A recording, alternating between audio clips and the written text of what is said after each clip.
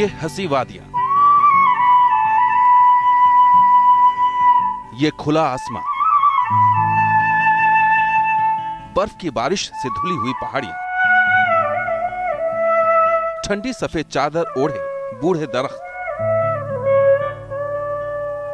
शिमला को कुदरत ने दिल खोलकर अपनी नेमतों से नवाजा है। यहां प्रकृति की खूबसूरत छटा कदम कदम पर नजर आती है।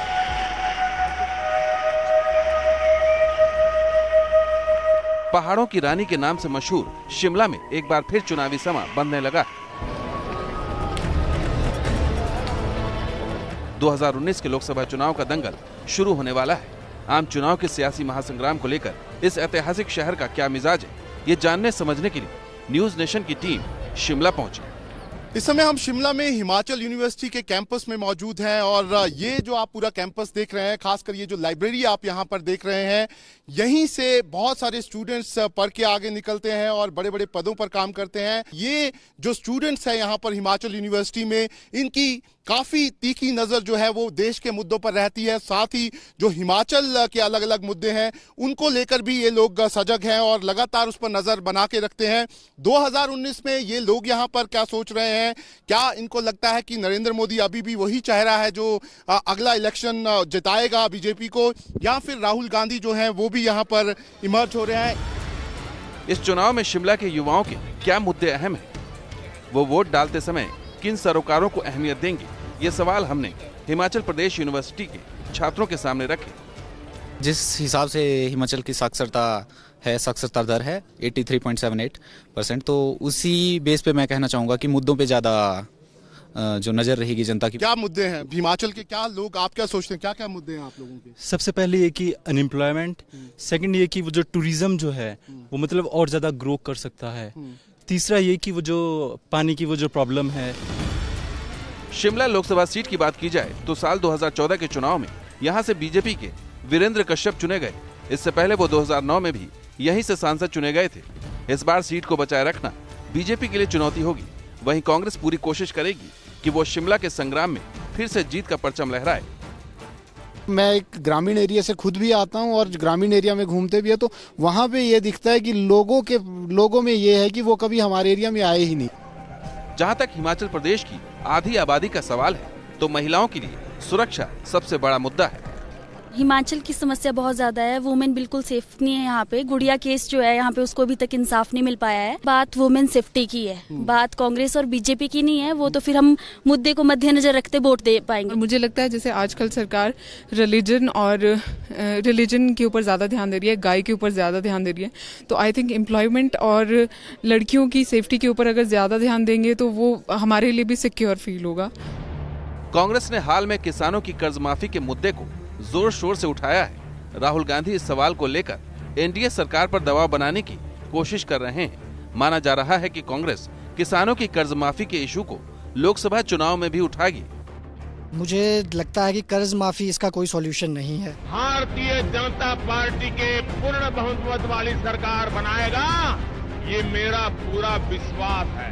इस चुनाव में वैसे तो मुद्दों और नारों की कमी नहीं है, मैं आज यहाँ, लेकिन सबसे यक्ष प्रश्न है कि क्या मई 2019 में केंद्र में नरेंद्र मोदी के नेतृत्व वाली एनडीए सरकार लौटेगी या विपक्ष के महागठबंधन को मौका मिलेगा? सबसे बड़ा मुद्दा प्रधानमंत्री की विश्वसनीयता का रहेगा। दुर्भाग्य है ये कि अभी प्रधानमंत्री की विश्वसनीयता लगातार कम होती जा रही है। सबसे बड़ी बात तो यह है कि एक जो उनकी सबसे बड़ी खासियत है कि ये भ्रष्टाचार मुक्त सरकार इन्होंने दी है। किसी किस्म का कोई बड़ा स्कैम, कोई बड़ा स्कैंडल, कोई किसी नेता के ऊपर कोई भ्रष्टाचार के आरोप नहीं है, जिससे कि लोग बड़े दुखी थे। और दूसरे, मोदी के ऊपर लोगों को अभी तक भी विश्वास है। हिमाचल प्रदेश में दो बड़ी सियासी पार्टियां हैं और दोनों राष्ट्रीय दल हैं, बीजेपी और कांग्रेस। लेकिन इनके बीच होने वाली टक्कर में राष्ट्रीय से ज्यादा क्षेत्रीय मुद्दे हावी रहने के आसार लग रहे हैं। हिमाचल में जो ना आपका मेन जो इशू है वाटर सप्लाई का है, हेल्थ का है, हेल्थ फैसिलिटी भी होनी चाहिए। दूसरी रोड्स की है। अब जो है ना रोड्स भी आपकी बढ़ रही है। आगे बढ़ने से पहले हम आपको शिमला के राजनीतिक इतिहास की झलक दिखाते चलते हैं। शिमला 60 के दशक से कांग्रेस का गढ़ रहा है। शिमला लोकसभा क्षेत्र हिमाचल प्रदेश का एकमात्र ऐसा संसदीय क्षेत्र है जहां कांग्रेस ने लगातार 6 बार विजयी हासिल कर कीर्तिमान बनाया है। 1977 और 1999 के आम चुनाव को छोड़ दिया जाए तो शिमला सीट पर कांग्रेस का ही कब्जा रहा है। हालांकि पिछले 2 टर्म से यह सीट बीजेपी की झोली में जा रही है।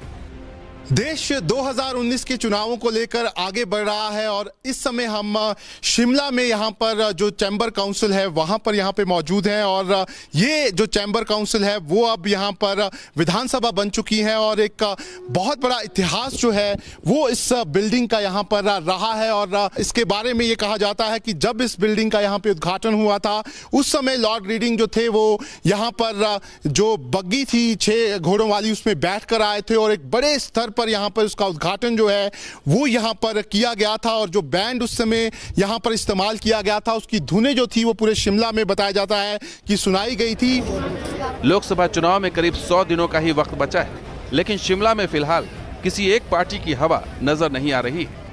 बीजेपी जो आपकी जयराम की ठाकुर की जो आपकी गवर्नमेंट है काम अच्छा किया है, कोई इस तरह की तो हुई नहीं कि 1 साल का अच्छा रिकॉर्ड रहा है इसका, ठीक है ना जी।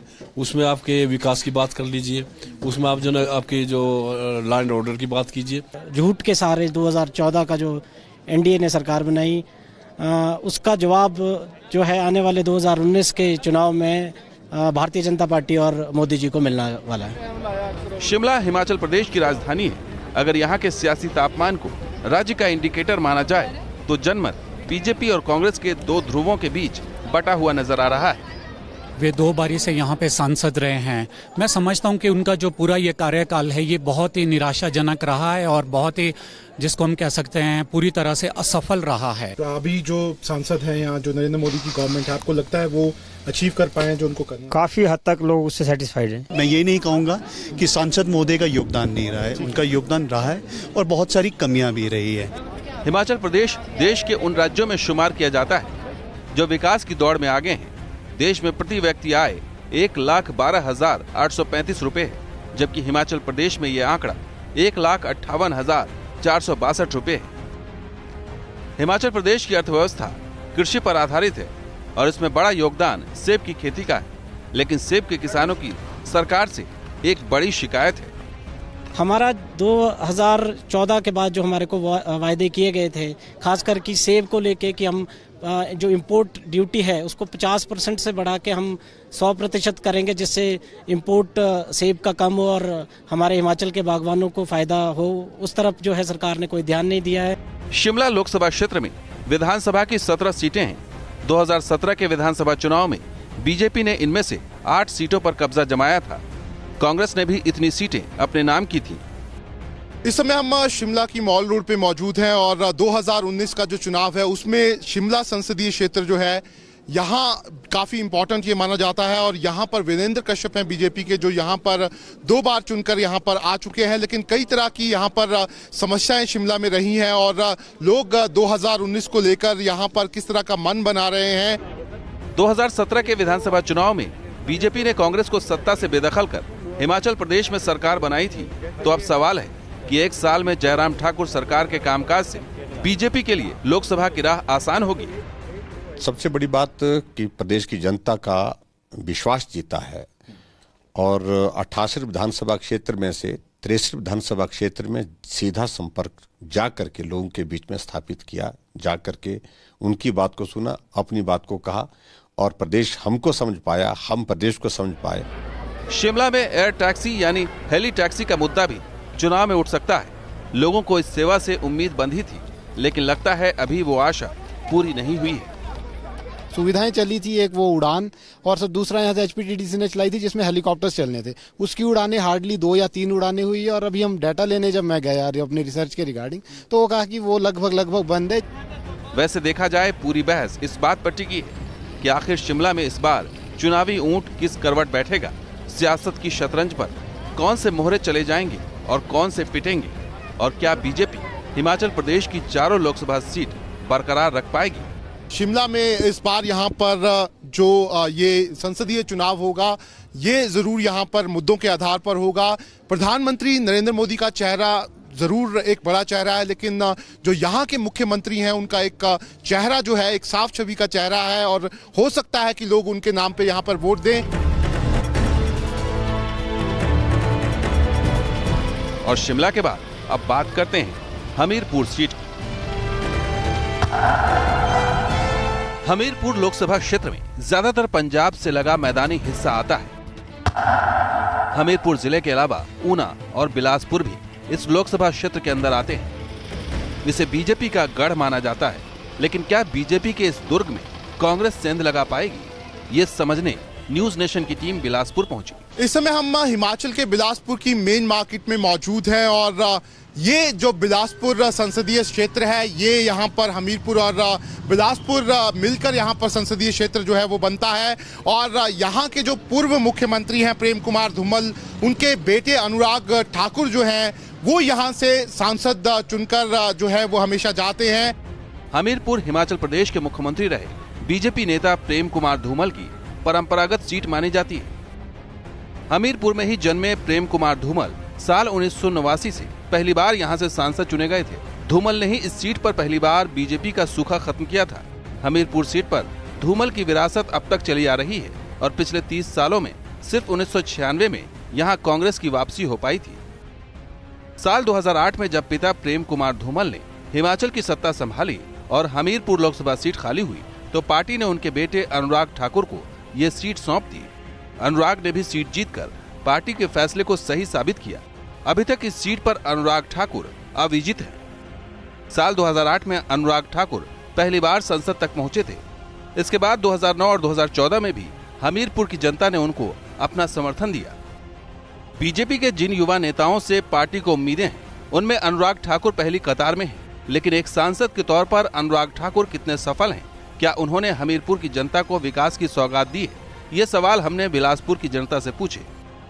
मौजूदा सांसद की बात करें तो जहां तक जिला बिलासपुर की बात है, तो हम उनके दर्शन जो हैं उसी समय कर पाते हैं जब चुनाव आते हैं। अदरवाइज जो हमें कहीं इतने बड़े कोई किसी प्रोग्राम में यहाँ पे वो दिखते नहीं है। कभी कुछ किया ही नहीं। जब आती है चुनाव का समय तो भानुपली और वो बरमाना वाला रेल लाइन शुरू हो जाता है और जब चुनाव खत्म हो जाता है तो सब कुछ खत्म हो जाता है। क्या आपको लगता है राहुल गांधी इमर्ज हो रहे हैं? आपको लगता है राहुल गांधी कुछ कर सकते हैं, आने वाले दिनों में एक बदलाव ला सकते हैं? राहुल गांधी कुछ नहीं कर सकता है, ना ही मोदी कर सकता है, क्योंकि जो इनके जुमले हैं ना जी, वो बेवकूफ बनाने वाले हैं सबको।